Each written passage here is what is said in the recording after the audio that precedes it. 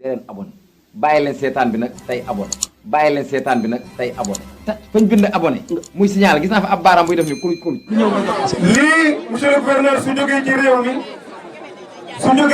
mi l'islam bi ñëwee ci réew mi dafay fekk ngor fekk fi nangoo liggéey fekk fi jub fekk fi nangoo am kilifa xam sa bopp nag soo ko defee da ngay watoo juum soo xamee sa bopp da ngay rus a def lu ñaaw soo xamee sa bopp da ngay bëgg a def lu baax kon nag monsieur le ministre Moustapha Diop vous avez la parole ma bëgg ñu tàcc ko bu baax a baax a baax a baax a baax.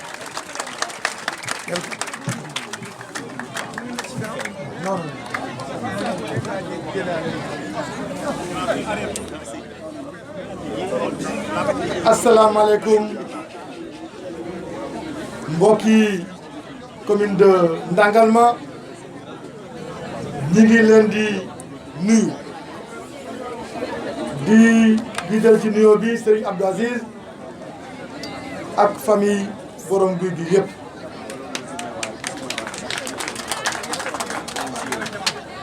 di nuyu monsieur le maire de Ndangalma le ministre Mor Ngom di suñu xarit di suñu frère di suñu mag di ko engagé derrière le président Macky Sall di nuyu madame la présidente du conseil départemental mais di nuyu également suñu jigéen Fatou Sène di responsable des femmes bu Ndangalma mooy nuyu population wu Ndangalma yëpp di leen sant di leen gërëm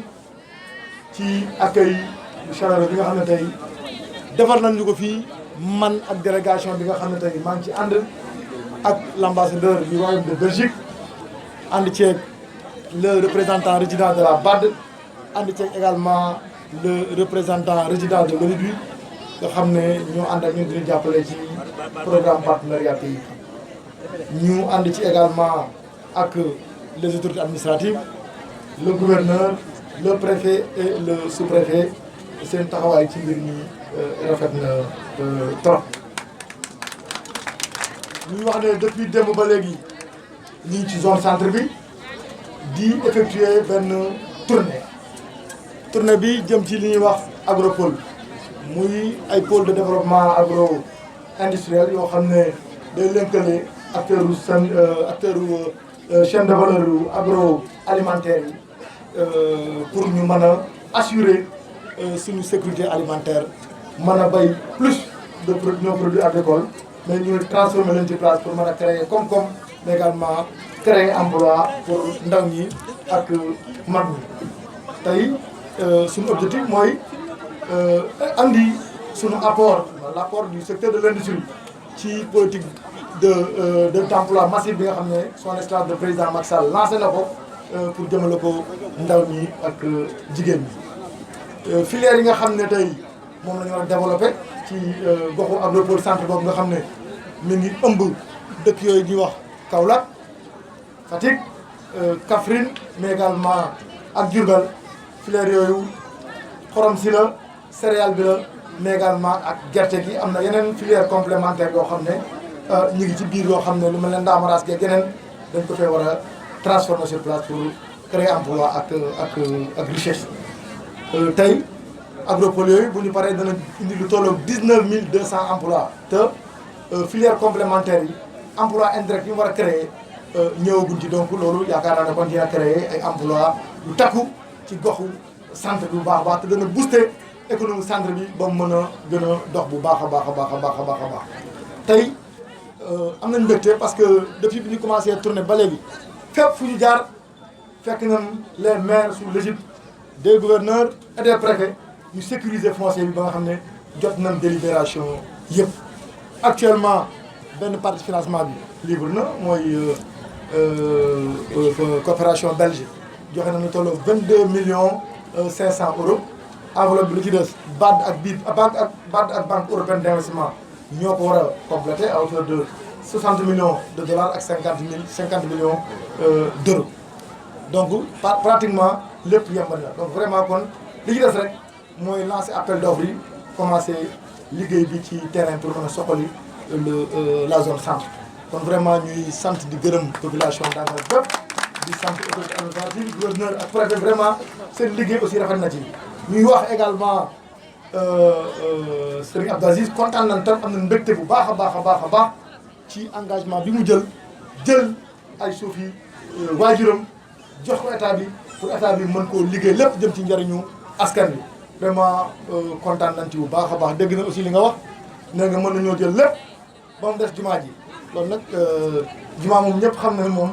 jaamukaayu yàlla la te yàlla lañ siy jaamu li nga xam ne wax nga ko également dégg nañ ko pour ñu jàppale si jumaa ji incha allah rabi dinañ jël 20 tonnes ciment jàppale la ko ci jumaa ji incha allah li nga xam ne nag mooy li agropole yi war a def nga xam ne ay impense ak yeneen yi war a jàppale ñi nga xam ne dañoo joxe suuf kan leen di mën a jàppale leen lu ngeen ci def aussi ngeen defaat ko ci kon daal ñu leen di sant di leen gërëm wasalaamaaleykum wa rahmatulah taala daal tuuti rek ma ni ko Louga ñëpp dem nañ Makka jumaa yëpp taxaw nañ ngir sa bakkan yàgg nga koo def di wax ne après l'étape de Kaolack de Kaffrine et de Fatick nous voici aujourd'hui ce soir en Dangalma pour visiter le site devant abriter le module de Dangalma qui fait partie des modules de l'agropole centre qui couvre les régions de Kaolack, de Kaffrine, de Fatick et de Diourbel. Donc aujourd'hui, l'objectif c'est de mettre en place des agropoles. Les agropoles c'est un projet qui est inscrit au niveau du PAP 2A. C'est des pôles de développement agro-industriel visant à faciliter la mise en réseau des acteurs de la chaîne de valeur. Et ces agropoles vont nous permettre d'assurer notre sécurité alimentaire en produisant plus, mais également en transformant sur place, en créant de la valeur ajoutée et de l'emploi pour les jeunes. L'étude de faisabilité, mais également la structuration du projet, nous ont permis d'identifier des filières comme l'arachide, le sel et les céréales comme filières à développer à côté d'autres filières complémentaires. Le nombre d'emplois retenus sur la base des projets incubés lors de l'atelier de structuration du projet est de 19 200 emplois, compte non tenu des filières complémentaires qui vont générer des emplois indirects. Donc aujourd'hui, l'objectif est d'apporter la contribution du secteur de l'industrie à la politique de création d'emplois lancée par son Excellence le Président Macky Sall. Donc actuellement, comme le foncier est déjà sécurisé, les financements sont déjà sur place parce qu'une partie des financements est déjà disponible. C'est l'aide de la coopération belge à hauteur de 22 500 €. Il reste